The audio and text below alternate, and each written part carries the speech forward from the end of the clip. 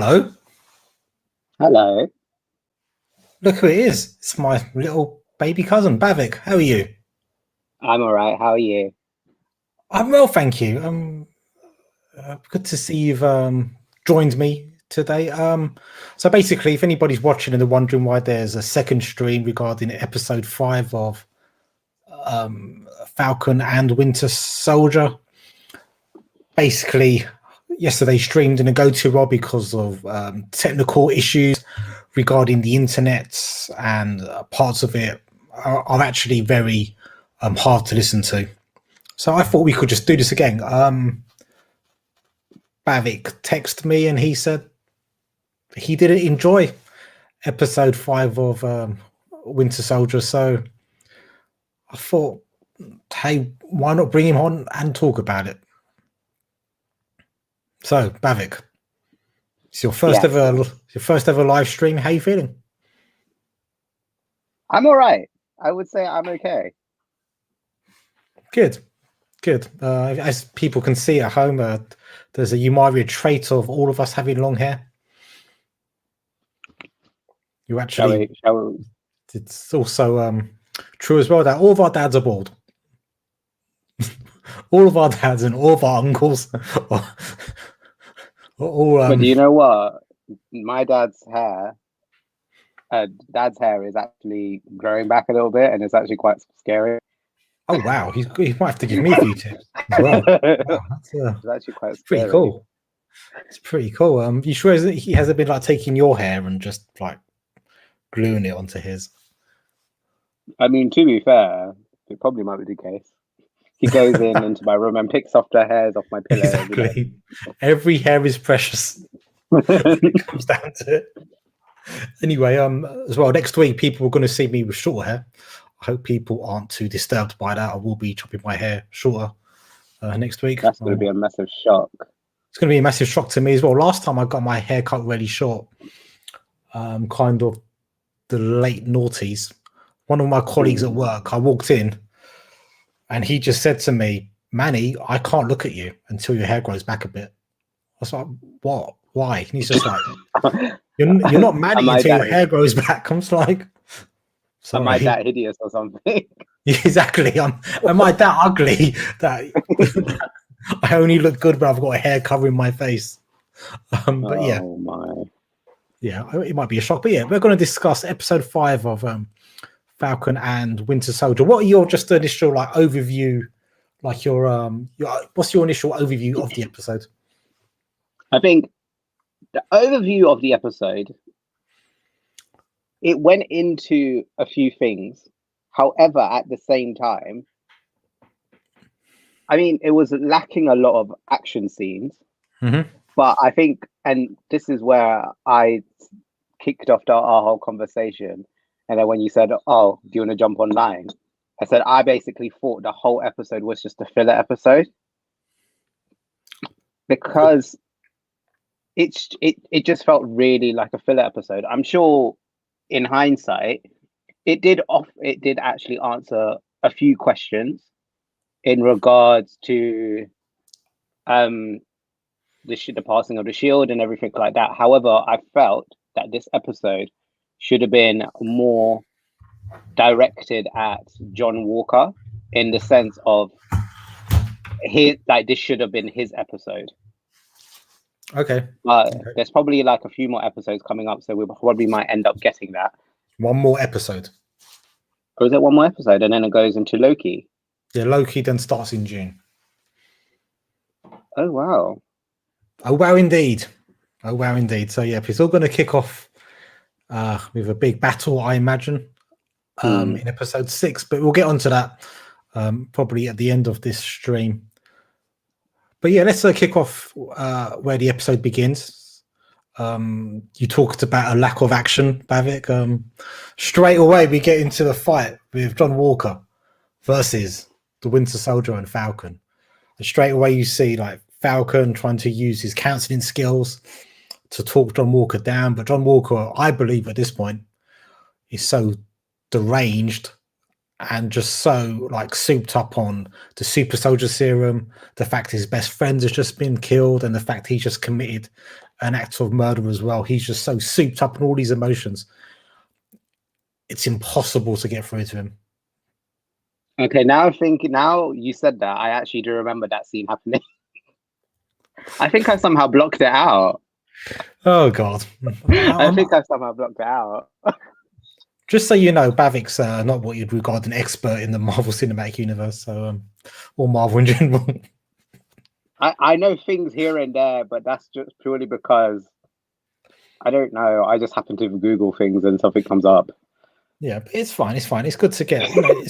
It's good to get everyone's thoughts and opinions on these things. So, and that basically goes off into a big fight, and I loved it when John Walker said to Bucky, like, do you really want to do this? And Bucky's like, yeah, actually we do, because Bucky's just looking at that shield. He's looking at that shield with the blood stain the bottom half of that shield, and he's thinking, you have totally destroyed the legacy of this is shield. the thing. This is the thing. I think the original Captain America, Steve Rogers, not once did he let anyone's blood touch the shield. That shield was literally his pride and glory. Yeah. And then you have John Walker, aka the Captain Chin. People have been calling him Captain Chin. Just comes in and just straight up murders. Got a few guys commenting, the elevator's not worthy. You're right, elevators. Yeah, yesterday stream didn't go very well, so just trying it again. And my niece, our niece, is here as well. Hi, Leah. Oh, this is amazing. Hey, Leo. So yeah, that was amazing. I thought the entire way they started that off, and as you said, like Steve Rogers always used that as a weapon of defense as opposed to a weapon of attack. Lee, I don't know if you've watched Falcon and Winter Soldier yet, but I recommend you do, Leah. It's great. So yeah, then we just kick off into this massive fight scene, which I think is one of the best choreographed fight scenes Marvel have actually done.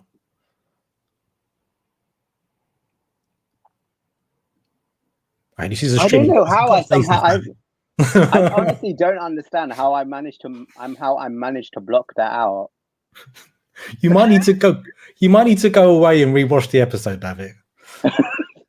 But I mean, there were so many like great moments in that scene. Like the first thing you see is kind of like Bucky trying to disarm Jack Walker. Yeah. John Walker, so he gets the gun off of John Walker straight away, like eliminating that threat from him. And then you just see like these like old school, like almost WWE like tag team moves, which like Bucky and Falcon are doing to John Walker. And it goes on, and there's a point where John Walker's got the shield over Bucky, and a point where he's got it over Falcon, and he was about to murder them the same way he murdered the Flag Smasher, but he was stopped from doing so. Leah says, haven't watched it yet. Also, the chat is kind of delayed, so don't worry if the comments come late. Oh, okay, it's a shame. Hopefully that will sort itself out. But yeah, and then you saw like the Flag Smasher like destroying Falcon's wings, clipping him, so to speak. And then you just saw this amazing scene where they're trying to get the shield off of John Walker, the same way the Avengers tries to get the shield off of Thanos in Avengers Infinity Wars, and they couldn't get it off. And then Falcon uses his rocket boosters to snap his arm, basically, to get the shield off him. And that was, I mean, I said it in the last stream, I winced. That was gruesome. For me, it was one of the best choreographed fight scenes Marvel have actually ever done. Over to you. In this episode, I would say, I didn't exactly understand the whole point of the Winter Soldier's character. And I think I did and I did say to you that I really don't know like what was his initial role in this whole entire show. But I think he's actually grown on me in terms of a character. And then also Carly as well. This probably might be going into something else, but Carly, her character brought a lot more depth. I think when it was the funeral scene, when I think, who was it, Mama Donya? Yeah, something like that. Something of Mama, I think Mama Donya. From episode 4, you mean? Yeah. Yes, because it was a previous episode. I think that was more of her type of episode. But yeah, I did feel like some of the parts. Well, I think after the scene where it got to where John Walker was in court and he got dismissed and everything like that, and there was that lady that came over. Yeah, we'll get to that. We'll get to that, Bav. Okay, we won't get into that now. You're jumping ahead, but yeah. But just in regards to that fight scene, I mean, I personally thought it was a great fight scene. And he's taken into custody from there, defeated by both Falcon and the Winter Soldier. I just thought it was awesome. More of that, please. All day long. Then we cut to a scene where basically, like Falcon's there. He's got his broken wings on the table, and Joaquin Torres walks in. And they're just like discussing stuff, and Falcon actually leaves Joaquin Torres the wings. Yeah, it's like, you can keep them for the time being. Yeah, but in the comics, Joaquin Torres becomes the Falcon as well. Oh, he passes it over. He passes it down. Yeah, so I think it's pretty obvious that the MCU are kind of plotting this scene now that, well, Joaquin's going to take these wings away. We all know that Joaquin's actually quite a he's very good at tech. I mean, I think it's very possible and extremely likely that he's going to turn up in a future MCU series or movie as the Falcon. He may even turn up in episode 6 as the Falcon. Yeah, because of the events that happen later on in the episode. Yeah, but then we move on to still got my notes here. But then we move on to the court. Basically, what you were talking about a second ago, John Walker being in front of superiors. Yeah, like in front of like a judicial board made up of, it seems like, politicians and high-ranking army personnel. Yeah, what did you make of that entire scene? Obviously, you felt as though it should have been more about John Walker, and here's some John Walker for you. I mean, I feel like he deserved all of the stuff that he was getting in terms of in terms of his like punishments and stuff like that. But in that scene, he was just like, I am Captain America. I am Captain. Like, he was basically he's disillusional. Yeah. He literally, and I think this delusional. You mean delusion? What did I say? Disillusion. Delusional. But I think, like, have they like extracted the serum from him, or does he still have that serum within him? Still has the serum. The serum is now with him for life. I see. But yeah, so in terms of that, he deserved everything that, because he wasn't the true Captain America. He doesn't have the same mindset. And I think that serum basically shows who you intentionally want to be. Yeah. Now, I think, yeah. That serum, he basically wants to be a cruel tyrant. He wants to be, should I say it? Well, like Hitler. Okay, that's probably a bit far. That's probably a bit far. But he basically was. But he's basically like a mindless killer, and I think that's what the army trains you to be. They want you to be a mindless killer. I think you're on the right lines. I think what you saw was he was a great soldier for the American army, but being a great soldier for the American army does not translate into being a great Captain America. And I think this is very obvious. And I think the people who put John Walker in place didn't realize this to be the fact. But most importantly, John Walker doesn't realize this to be the fact either. And I think this is where it's going all wrong. And John Walker keeps on referring to himself as Captain America. He's convinced himself that he is Captain America. Yet now the government and Captain America's best friends don't see him at all worthy of being Captain America. John Walker is still calling himself Captain America. Do you think he had a point, though, when he was having a go at the judicial board? When he said, "Oh, you made me like this, so this is on you."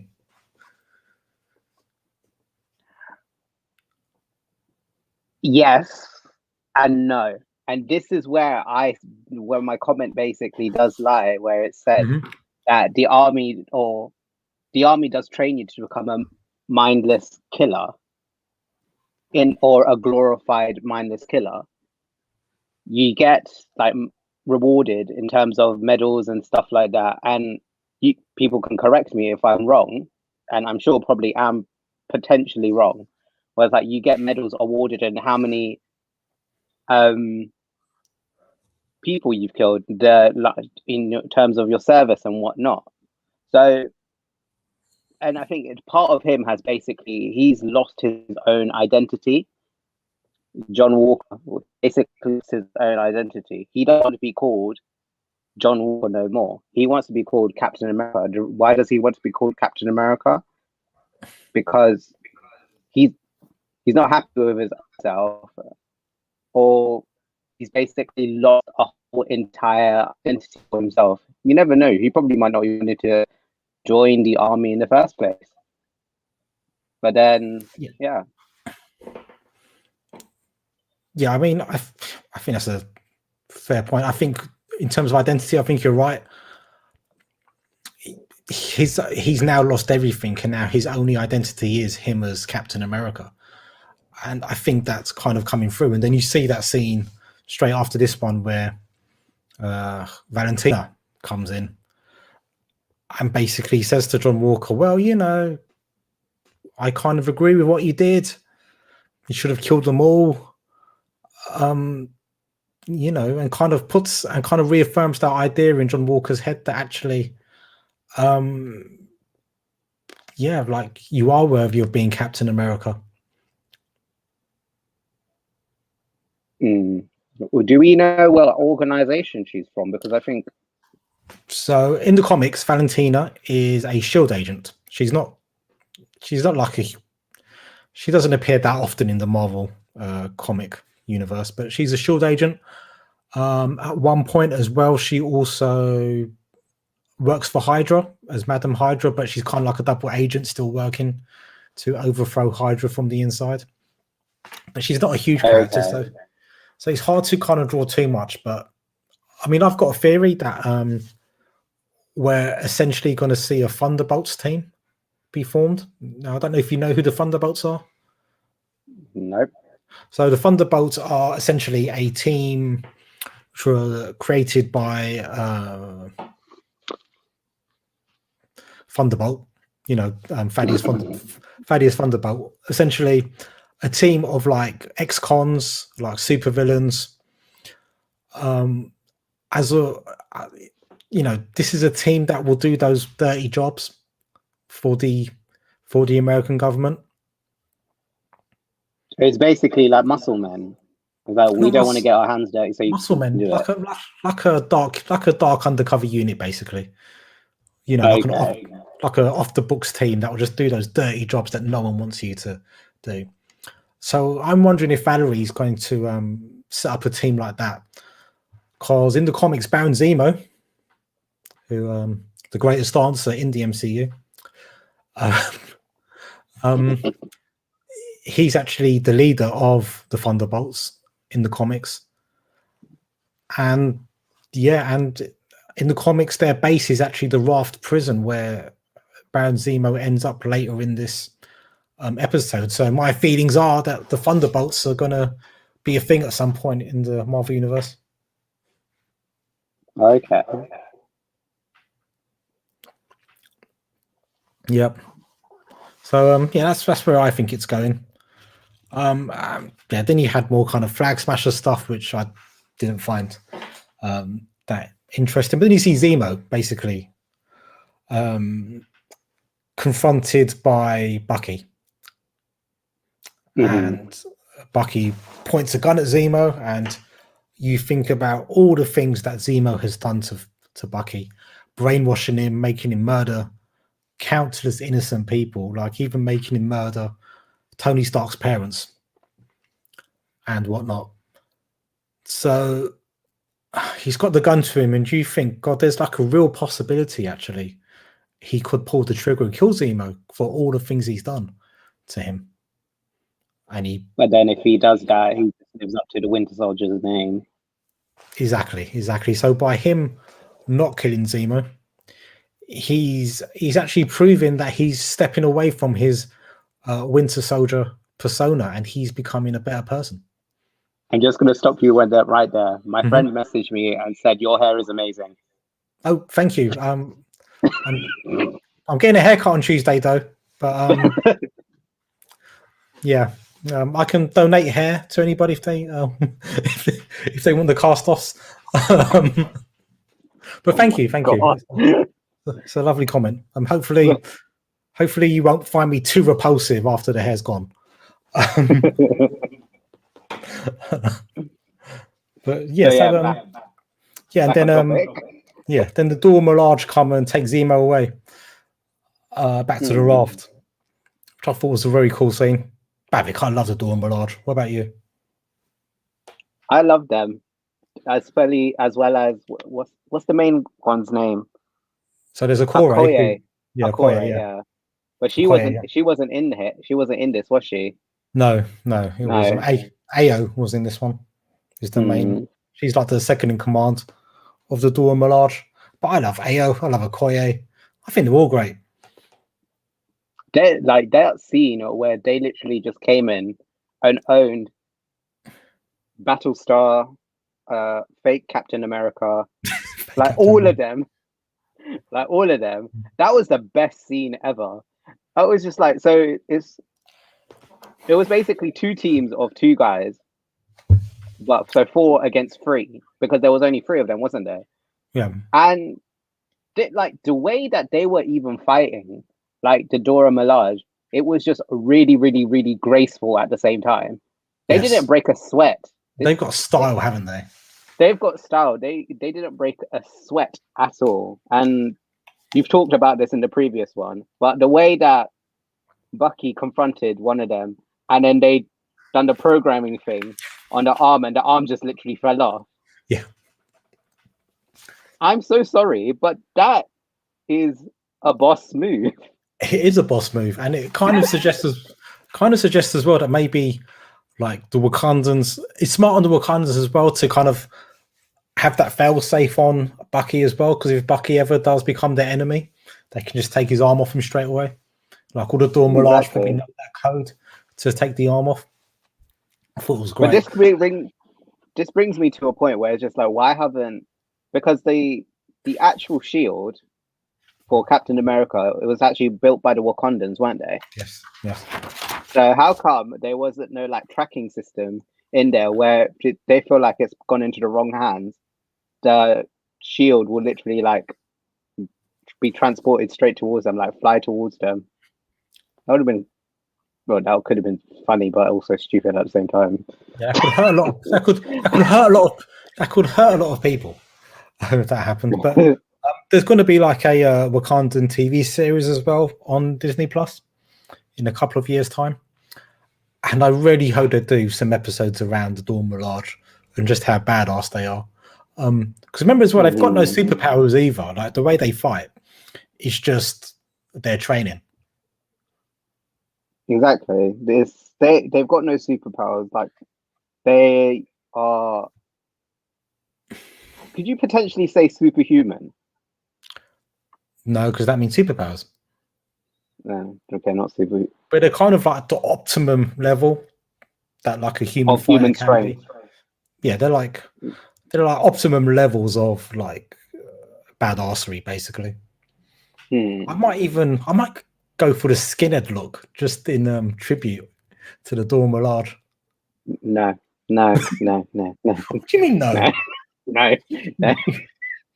You should do it with me.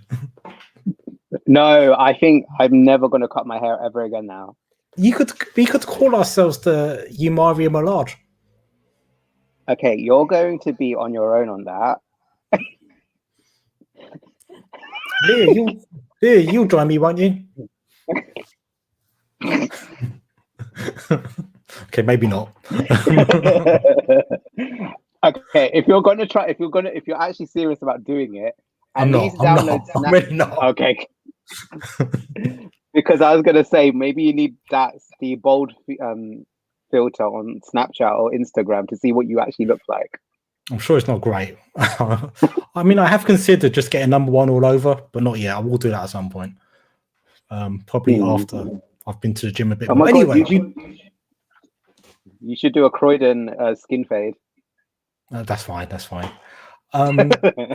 Let's get back onto Falcon and Winter Soldier, shall we?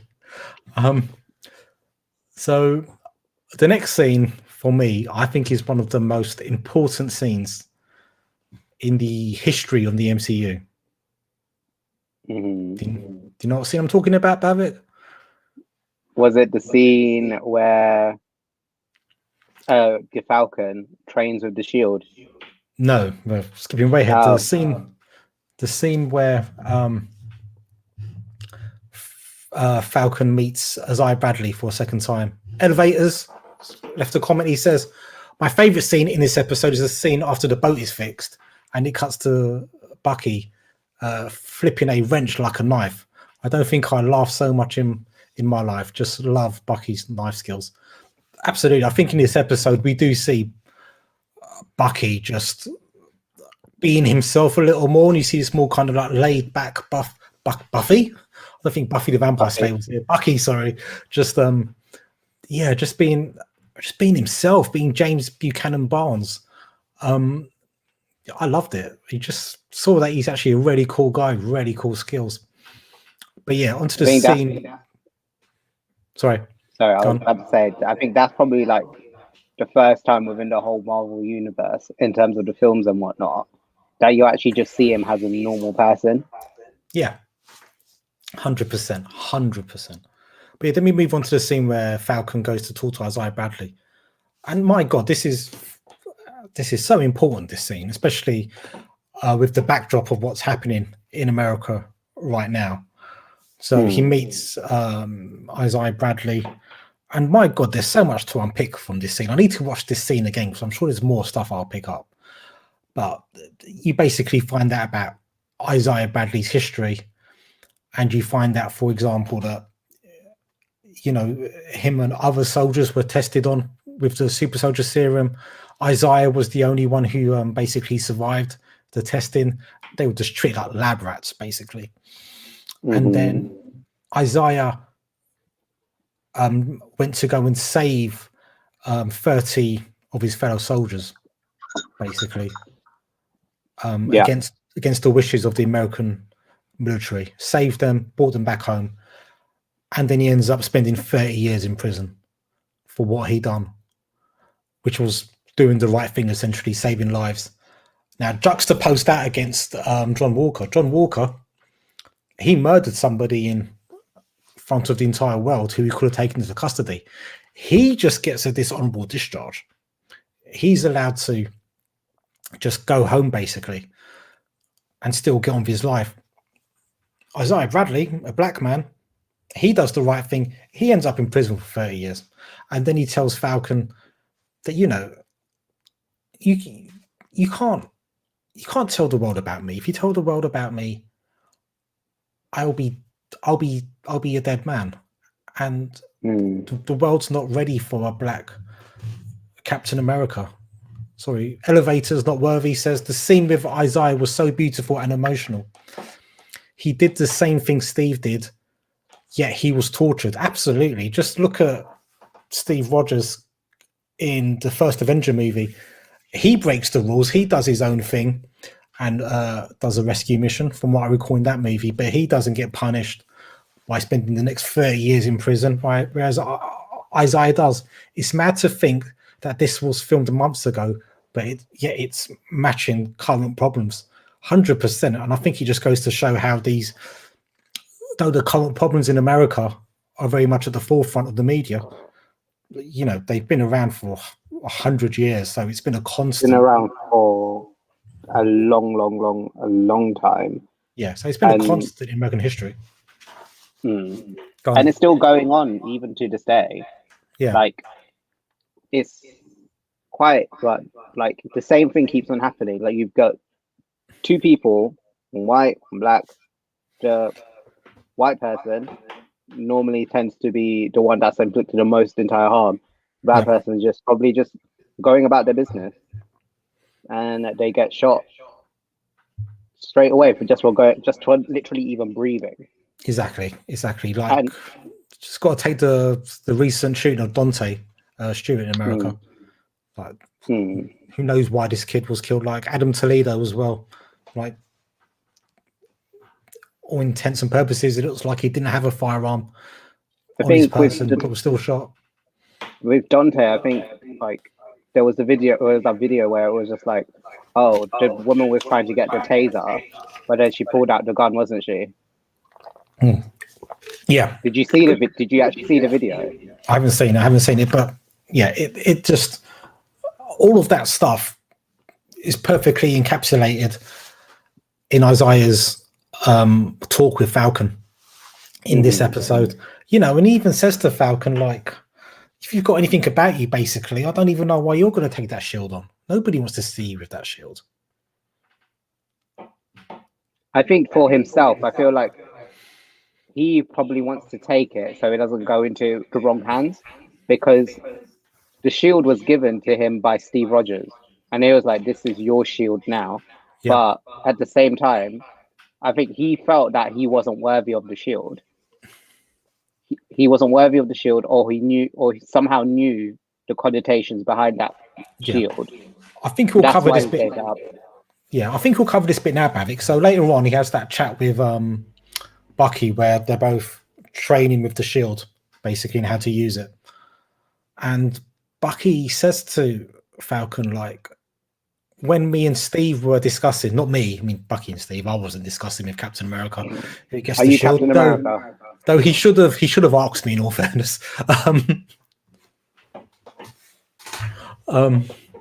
But yeah, and he's discussing, and he says, like, you know, basically, you're the right person for the shield, but we never took into account how you taking on the legacy of Captain America would affect you as a black person.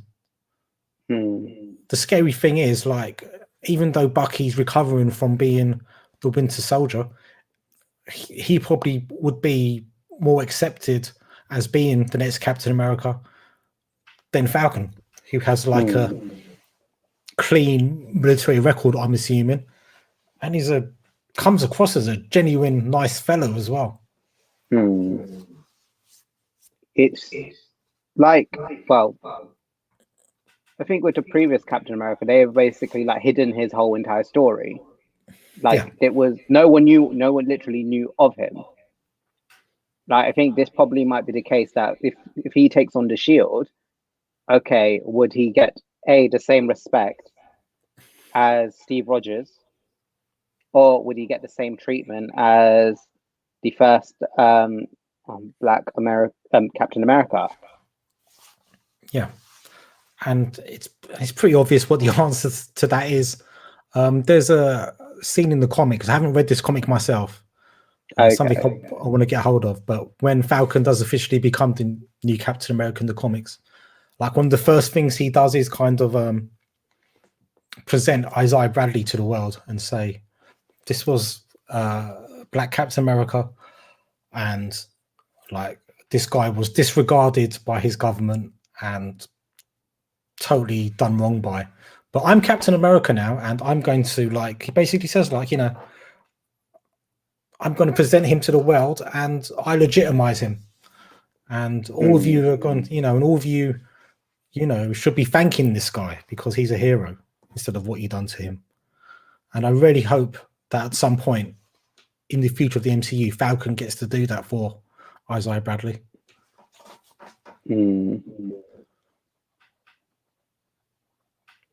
Yeah, so we'll move on from that.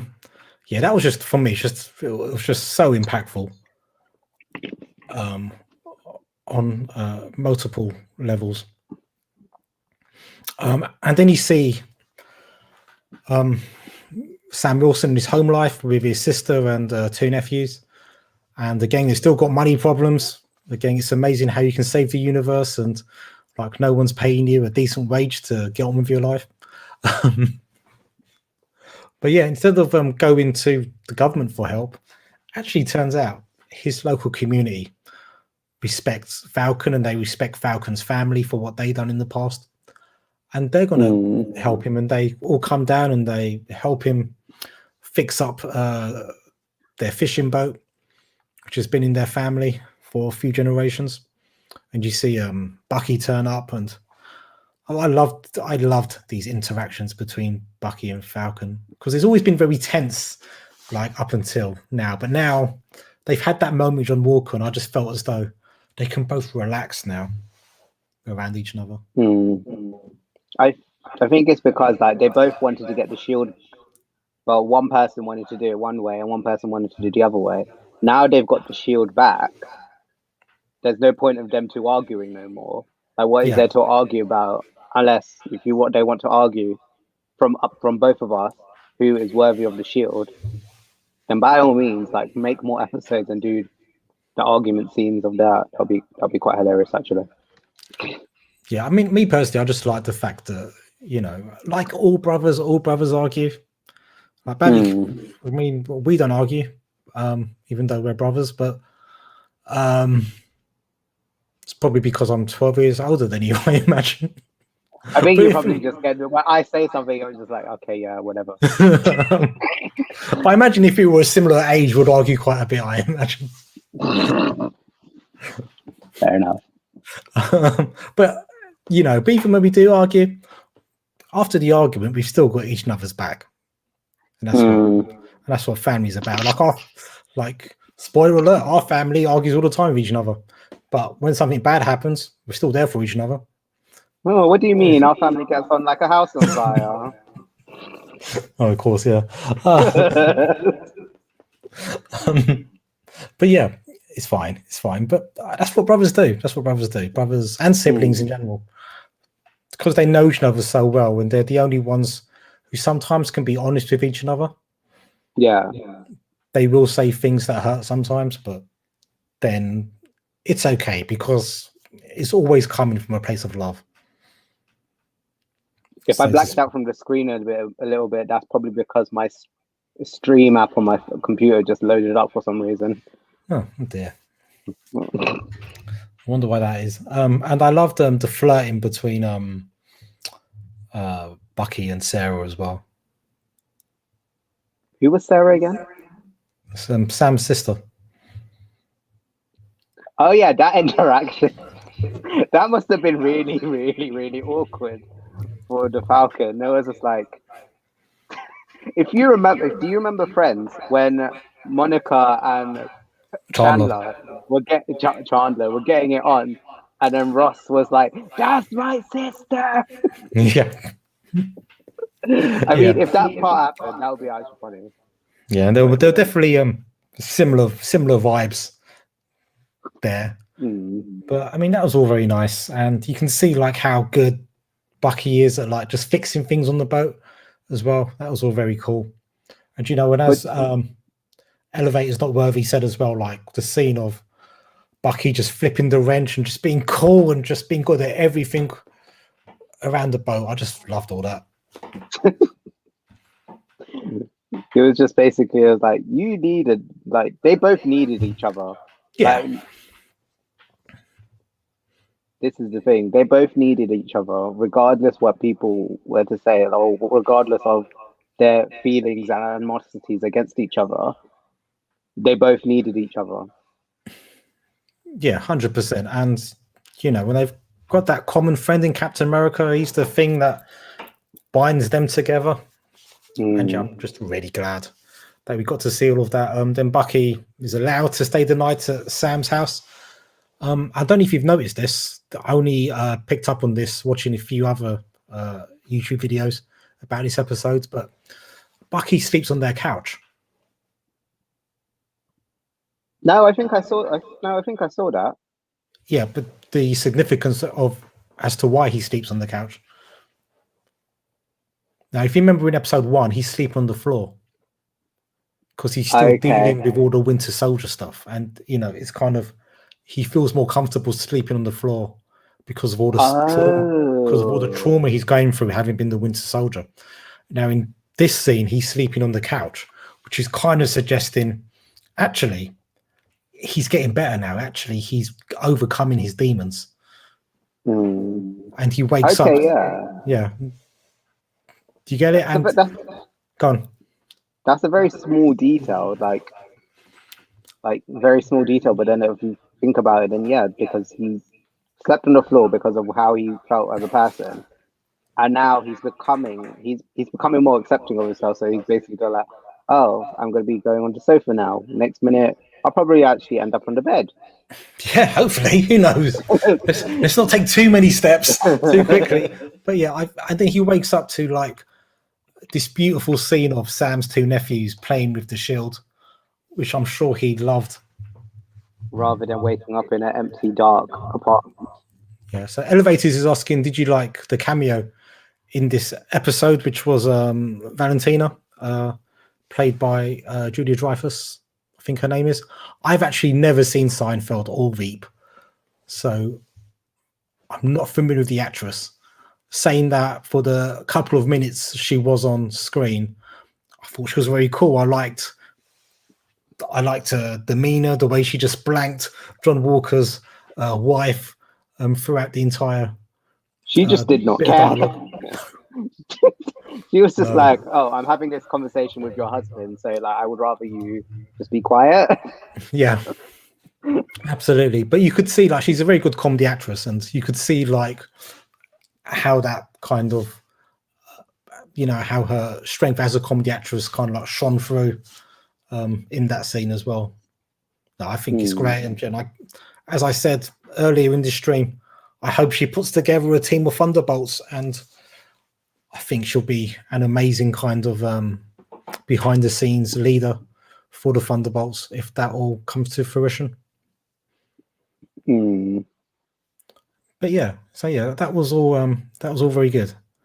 That was all very good. Oh God, and as well, Bucky gives Falcon something as well, doesn't he? Have I just blanked out? Did you even watch this episode? I'm sure I watched this episode. Okay, so. Oh Jesus! I'm gonna have to start. I should have just rewatched. I'm gonna have to start auditioning for new co-hosts soon. I mean, this is a this is a shambles. This is atrocious. You don't know what you're talking about. Elevators, do you want to co-host like the Loki series with me? Honestly, I'm being serious. He's given up.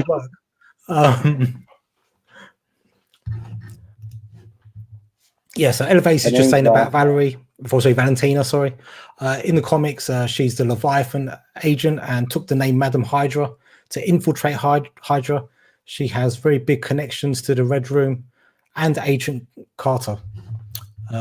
She was supposed to debut in Agent Carter. That's really interesting. Yeah, I think she could potentially play a really big role in this part of the MCU moving on. I also read somewhere as well that there was also rumors she was meant to have debuted in the Black Widow movie as well, which is coming up as well. So, yeah, I think that's coming up after Loki, isn't it? Yeah, sorry, it was Black Widow. Sorry. But, yeah, that's coming up soon as well. But I think she could potentially play a huge role moving forward.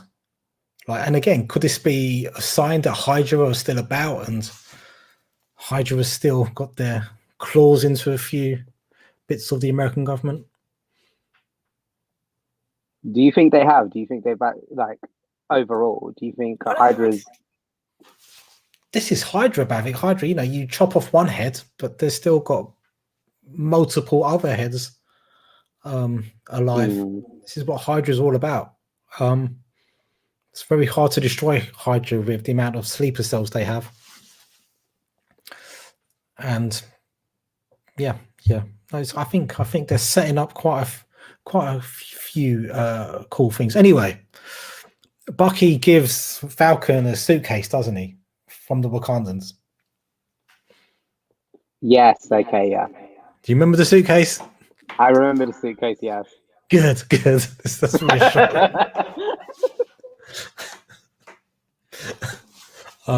So again, there's lots of theories on the internet about what's in the suitcase. It's obviously some kind of suit because his Falcon suit was destroyed in his fight with John Walker. I'm hoping it's another Falcon suit. I hope it's not a Captain America suit. I'm hoping it's a new Falcon suit, and we're just going to see him with the shield and with the wings as well. That would be quite interesting. If just like how they would stylize the Falcon suit with the actual shield, because it's kind of like, it'll kind of be like cliche if they've done it in the sense that, okay, here you go, here's the Captain America uniform, but then what about your elements of being Falcon? Do you basically disband your identity as a Falcon and then take the identity of the Captain America, or do you incorporate the two? Well, I think this is the thing, though, isn't it? Like in his chat with Bucky, you know, he basically says like, all right, Steve Rogers gave me the shield, but in the end, what Steve Rogers thought and wants actually doesn't matter that much. Because now destiny is in Sam Wilson's hands, it's in Falcon's hands. So if he wants to be the Falcon yet still carry that shield at the same time, that's his choice now. Nobody can tell him what to do.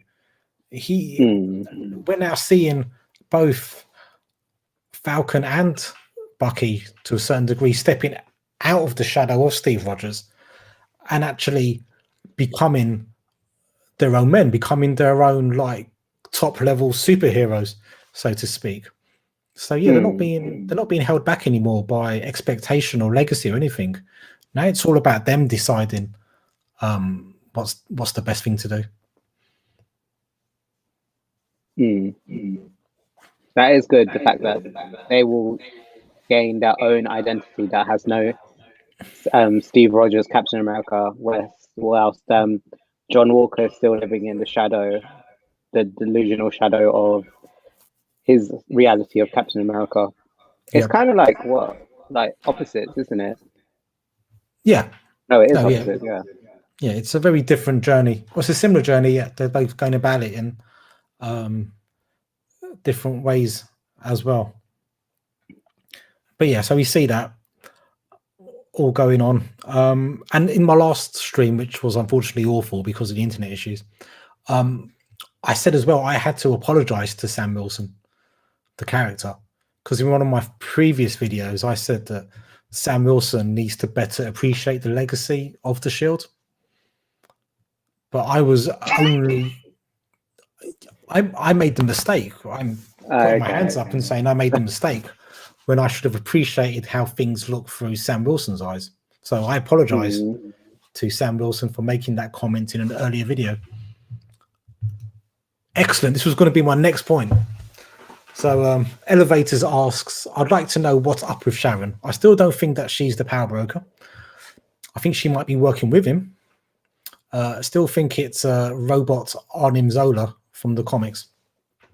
So yeah, we see Sharon Carter now make a phone call to Batroc, basically telling him to go and help the Flag Smashers. And we find out as well that Batroc was also the one sent by Sharon Carter essentially to kidnap that person on that plane in episode 1. So what's going on with Sharon Carter, Bavik? What is her game? She seems to be playing like 4D chess. She just seems very, very maniacal.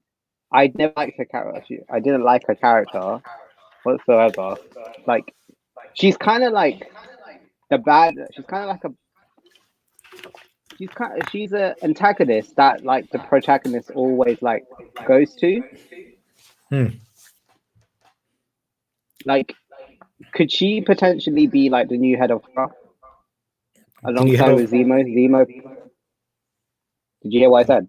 No, I didn't. You broke up. I basically said, could Sharon Carter be the head of Hydra, potentially be part of Hydra, and just be working on the side with them? Because she's in hiding, isn't she? I'm gonna say no, and I think it'll be a bit cheap of the story. I don't know. It could be a decent plot twist. It depends how they do it. I think Sharon Carter is just playing her own game at the moment, and I think she's working for the Power Broker, but we don't know who the Power Broker is at the moment. I've heard a lot of people say that Arnim Zola might be involved as well. Should be cool. I would actually like to see the Arnim Zola from the 80s comics turn up. I think that'd be pretty cool. I don't know if you know what he looks like, Bavik, but he was just basically a set of legs, a big square, and a big face in his body, basically. That's going to be quite interesting to see how they do that. Yeah, I mean, in the second Captain America movie, he was just a face on a computer screen. But I love the really 80s Marvel stories, and I would love to. It would look awful on TV, but I would just love to see that. Bavik, imagine somebody took your face. I'm sorry, the connection went there. Yeah. Couldn't see what you said. Bavik, imagine somebody took your face.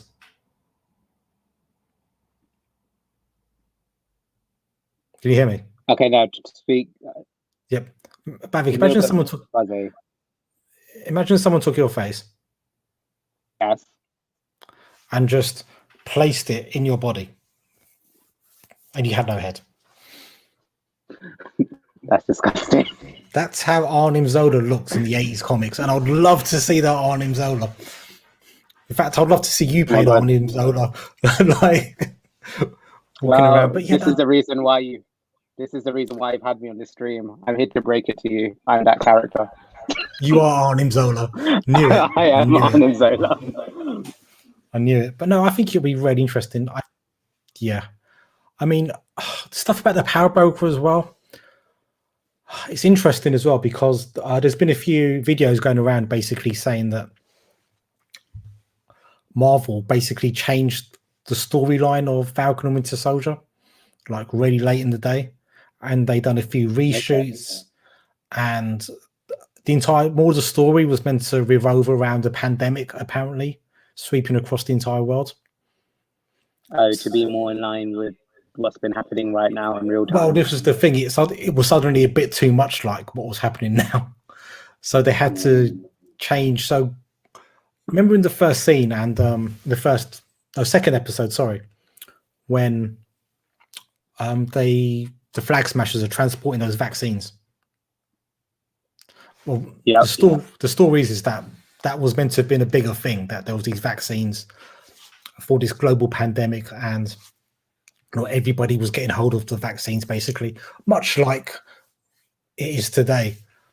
And then the rumor is that at the last moment, Marvel and Disney changed it because they thought this is too much like real life at the moment with vaccines and a global pandemic. So I think all that stuff with the Power Broker and all of that, it might not make 100%. It might not make that much sense 100% because they have fiddled with the storyline a bit. Okay. And as well, like other YouTubers have noticed as well, there's some scenes concerning the Power Broker where, like, imagine like Sharon Carter's on the phone to the Power Broker. They'll show the scene with her back to the camera. So what people were saying is that in these scenes they might have actually like just redone the audio. So she's saying a different line to the line she originally said to basically fit in with this new story. They've had to like fudge into this. It kind of makes sense because during that transition where there was that fight scene with Sharon Carter there was that fight scene where Zemo just basically straight up killed that guy. The transition of that kind of looked very, very weird. It just went straight into it. Yeah. So actually, that kind of makes sense. that's one of the scenes they've talked about. Actually, that scene is it's very choppily edited. The editing's very choppy on that scene, and maybe there might have been a bit more going on in the conversation before Zemo killed Nagel, which might have been more to do with the vaccine side of the story, which they've kind of abandoned. So, yeah, I think it's hard to kind of grasp who the power broker is for that reason, because that part of the story has been a bit muddied. But do you know what was quite funny? Like, on the algorithm on my phone when I watched, I say I watched it, I somehow blacked out. Yep. As soon as I watched that episode on YouTube, there was literally like there was like videos about the power broker. Now I don't know if that's like on purpose or whether it's just it was on purpose. Yeah. Oh, okay. Yeah, I mean the algorithms. I mean, people were now making loads of videos about the power broker, and the algorithms on YouTube will now be like pushing forward. I'll broke it out. Yeah, but then as well before that scene as well, we saw a scene again with your friend John Walker visiting Lamar Hoskins' parents. And my God, he's just so deranged now, and he's entering sociopathy. Go on. This is one scene that I didn't understand. Did he basically, and this is how I interpret it, did he basically say that the Falcon and the Winter Soldier killed your son? No. Oh, okay. Okay. Okay, that's fine. Let me explain to you what happened, Bavik, because oh God. Again, Elevators, if you want to be the co-host for Loki, just let me know. Yeah, so he goes to Lamar's parents' house, and essentially you see how close John Walker is to Lamar's parents as well, because they have been friends since school. And I imagine that he probably spent like a lot of time at their house and vice versa. And they may even see John Walker as a son as well, because of how close he was to Lamar. And he walks in there like having been dishonorably discharged from the military and says, yeah, I killed the person who killed your son, and that's why I was dishonorably discharged. But he didn't. He killed one of Carly Morgenthau's underlings. He didn't actually kill the person who killed their son. He walked into that house and just lied to his best friend's parents about an act of murder he committed just to save grace with him. Truly disgusting act by John Walker. Okay, that makes sense. That's actually deranged. That just shows how deranged his character is. Yeah, he is. He's slipping. He's slipping very fast. And then as he leaves the house, he kind of walks past a billboard, and the billboard, it says John Walker, cap his back, which again just plants that seed in his mind once again that he is the real Captain America, whether anybody else likes it or not. He sees himself as Captain America, still not understanding at all what it means to be the true Captain America. But then I think we've established that he's potentially going to become, what was the character guy? What was that guy's called? The US agent. US agent, that's it. Yeah. He'll eventually become US agent. Yeah, and I think Val might have something to do with that in the future. Okay. Yeah, so let me just check my notes, Bavik. Anyway, so then we go on, and Sarah says she's not going to sell the ship. She's going to keep the ship, the boats, the fishing boat, which kind of parallels with Falcon's journey. Sarah's kind of faced up to her family legacy, and has decided, I need to maintain my family legacy, and and keep this boat because it's a connection to my past, and I need to keep my my dad's hopes and dreams alive. Would you say she wanted to keep the boat afloat?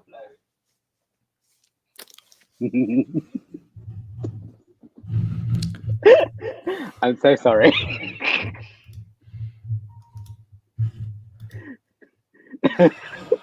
Who wrote that? Right.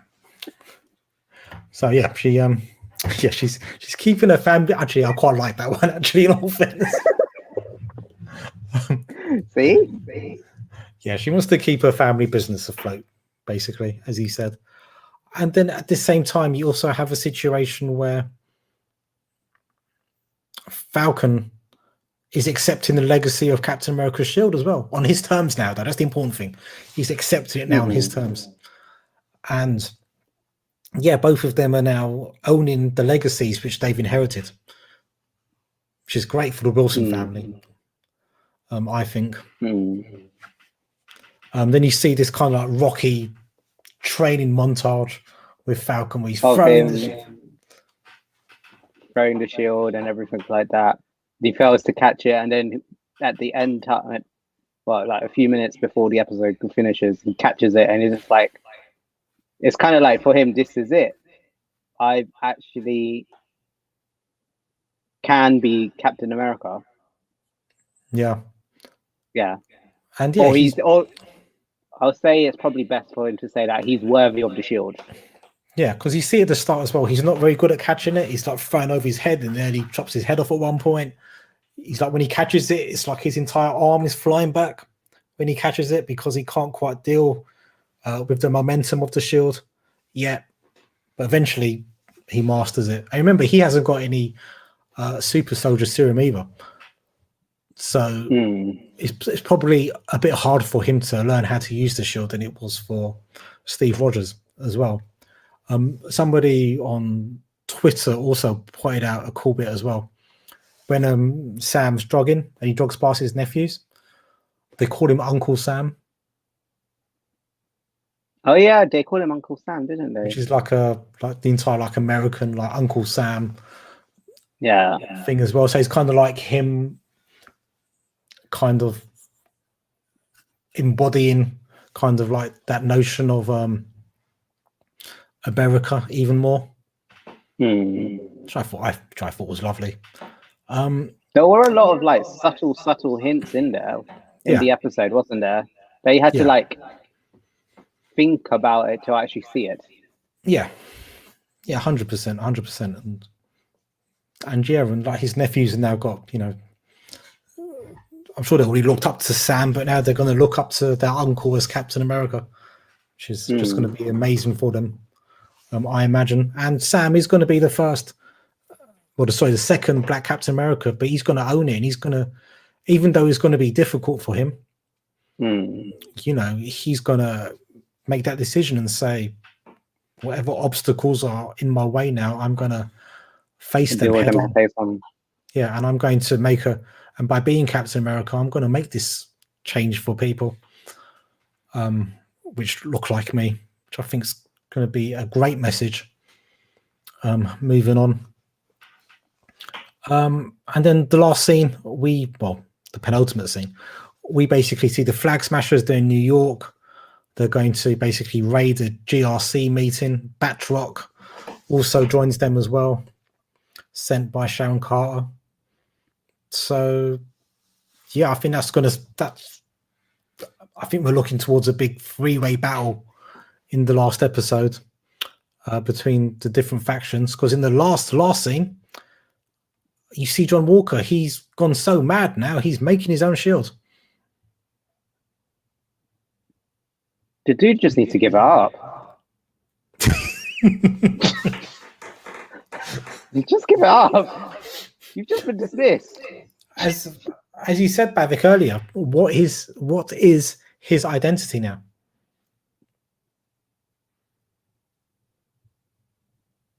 He just needs to give up. But the thing is now, if he gives up all his life, John Walker has been a winner. You can see that kind of like him being like in the locker room. He was like probably the quarterback or something for their football team. He was Are you popping pills? Sorry. Sure. Do I need to phone your mom? No. Why aren't you? They were actually sweet to me though. Okay. I was trying to get him like, yeah. For anybody watching this, I do baby Bavik quite a bit. Even though he's 28 and I'm 40, some things never change. No.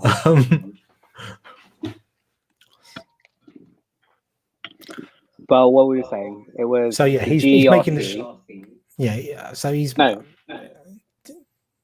John Walker's making his own shield, and he's even using his old war medals on the shield as well.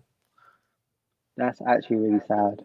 Yeah, and I mean, there's a very sad side to it, isn't there? That, I mean, to a certain degree, John Walker has been forgotten about by the American military, and he doesn't appear to be getting any help for his issues, because obviously something quite bad did happen to him in Afghanistan.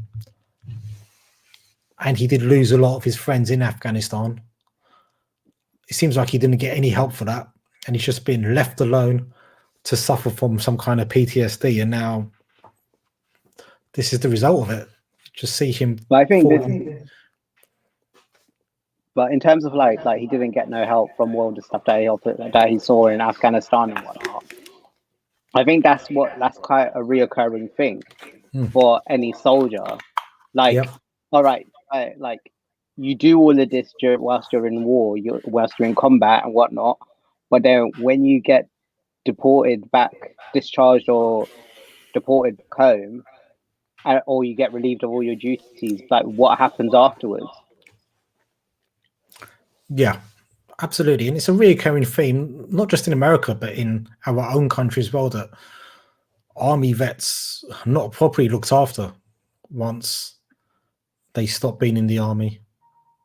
And, you know, they're celebrated whilst they're in the army, and they're celebrated even afterwards. But it's like during the pandemic in this country, Bavik, you saw people clapping for our nurses and doctors during the pandemic. But did the government give them a pay rise? No.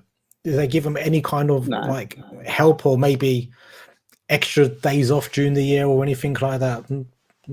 Nothing like that. And it's the same with army veterans as well. You know, they do a service for the country. I mean, that's also a controversial topic as well. But you know, they do some kind of a service for the country, and then they come back. People clap for them, but are they actually giving it any kind of help which is useful to them? You know, this is the thing. Absolutely. So, yeah, I think, I mean, I do feel sorry for John Walker to a certain degree. But, yeah, my sympathy for him just left me totally when he lied to Lamar's parents. That's when I was just like, no, I'm sorry. I can't. This is the thing. You lied to your friend's parents. They literally treated you like another son. I don't think like John Walker actually has family at all. Well, he's got his wife. Yeah. Besides his wife, but I don't think he has like a father or mother figure in his life. So I think like the fact that you've like that Battlestar's parents took you into their family, they treated you like they're one of their own.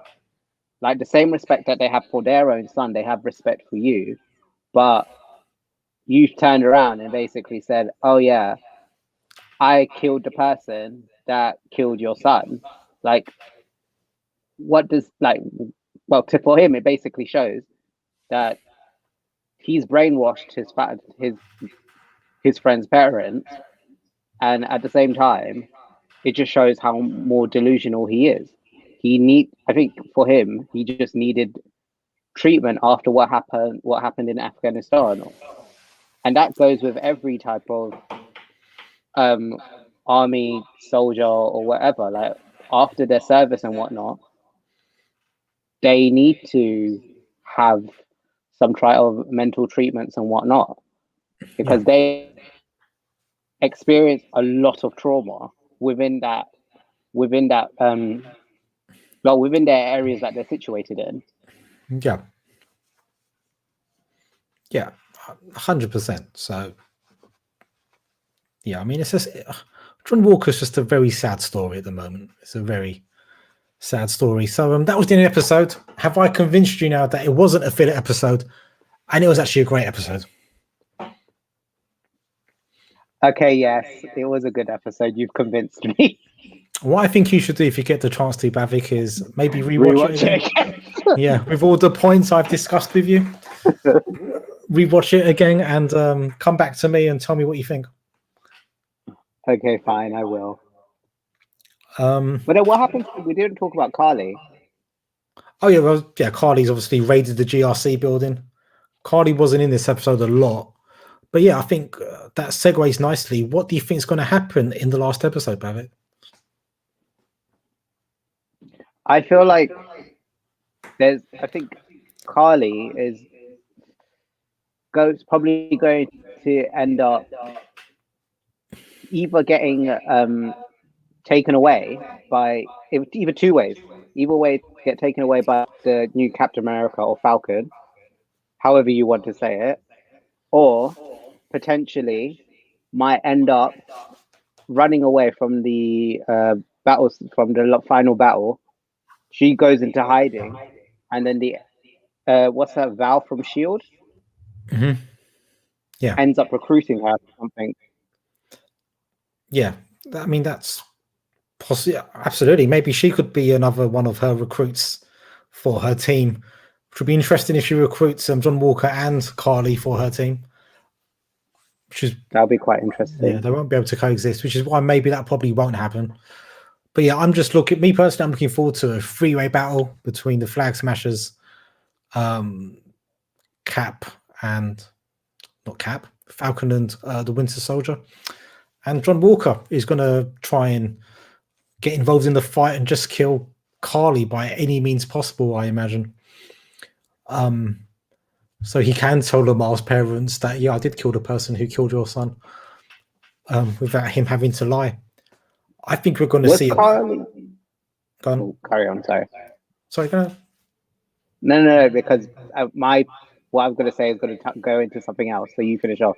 Okay, so I think we're going to see a point where I think Falcon or Winter Soldier might have to make a decision about who do I save? Like, do I actually save Carly from the US agent, or do I just let him get on with it and just let them two get their issues out of the way? I think there's going to be a lot going on. It's going to be complicated, I think, the final battle. In fact, it's similar to the last episode of WandaVision, because that kind of ended in a three-way battle as well between Wanda, Agatha Harkness, and the military again. I think this probably might be like a reoccurring thing. Yeah, I hope this isn't a trope they use too much. Well, from what I was saying about when I was analyzing the thing for Loki, well, it's too early to say, isn't it? I think this probably might be their thing, where they might have like basically 3 battles. Or it probably might be the case that it's going to be like 2 teams are battling, but then there's going to be like an infiltrator, and they're going to have their own agenda that's not from the actual objective of the main battle. Yeah. Well, as what I was going to say, Carly, does she actually exist in the Marvel comics? Yes. So in the Marvel comics, her name is actually Carl Montague. He's actually Carl Montague. She's actually a dude in the comics. Oh, I see. Yeah. But they've just changed that around, and it doesn't affect the story one way or the other.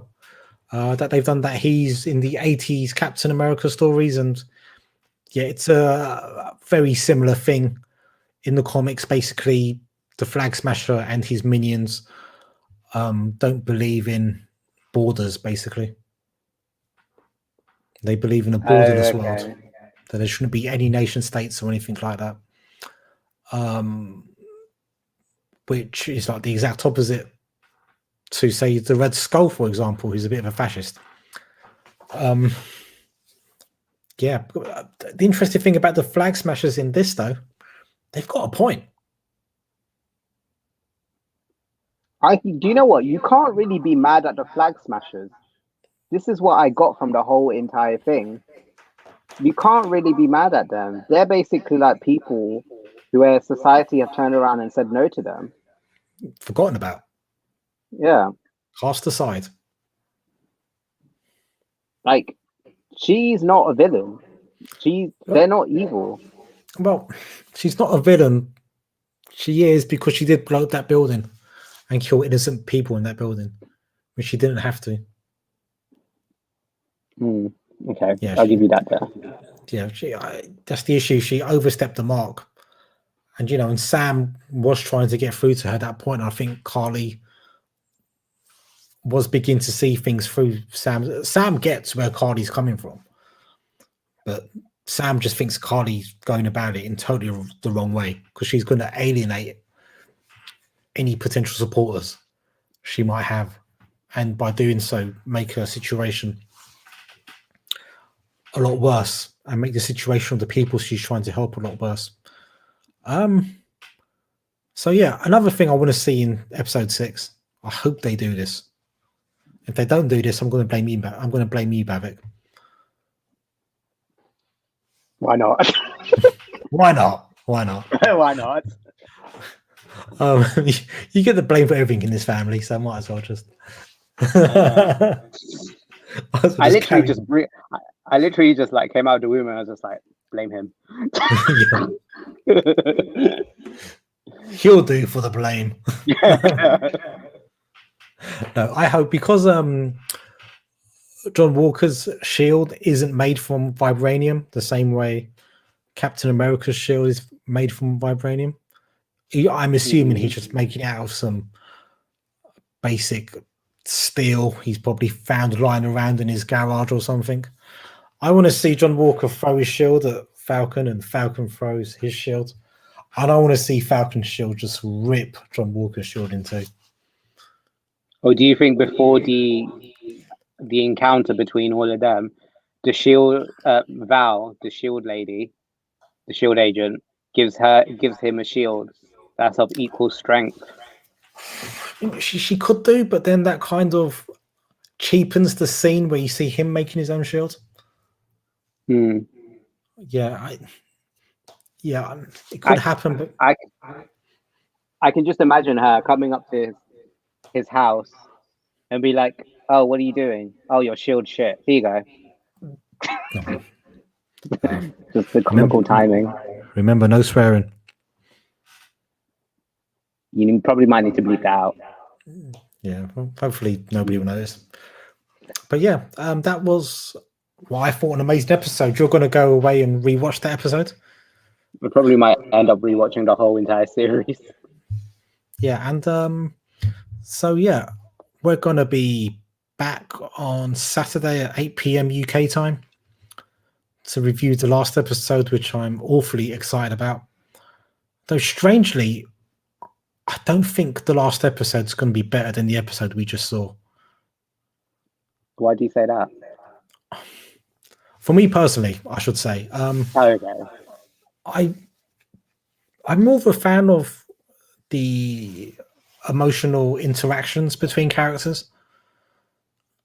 And we saw that a lot in this episode. And we saw, like the stuff with Isaiah Bradley, which, I think that scene should be played in every single school in America and in the UK, because I think it's a perfect encapsulation of race relations, probably in both countries, in all fairness.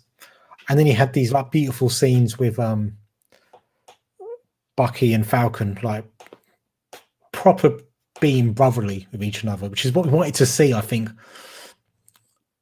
throughout this series. It was a nice seeing it. I think this episode was probably brought a lot of things. Okay, I say a lot of things. I think that probably might be a stretch, but like bringing it full circle in terms of like Sam's and his sister's relationship regarding the boat. like, and also Sam's relationship with Bucky, Mm-hmm. and then what? Well, John Walker's and the parents' relationship. Well, that's kind of like, in an odd sense, it kind of brought it full circle, but in a negative way, not in a positive way, in a negative way, because if he turns around and said to his parents, "Oh yeah, so he got killed by someone," his parents are going to turn around and say, "Well, so what did you do about that?" If he turns around and says, "I didn't do anything," Yeah, and yeah, I mean, but totally, but at the end, the truth is the truth, you know, and it's I get it, man. It's complicated for John Walker, but he's still a douche when it comes down to it. But yeah, we should be back online at 8 p.m. Saturday. And have you got anything you want to say before we depart, Babbitt? No, nothing from me. You sure? Not even? Do you want to thank your mum and dad or anything like that? No, not really.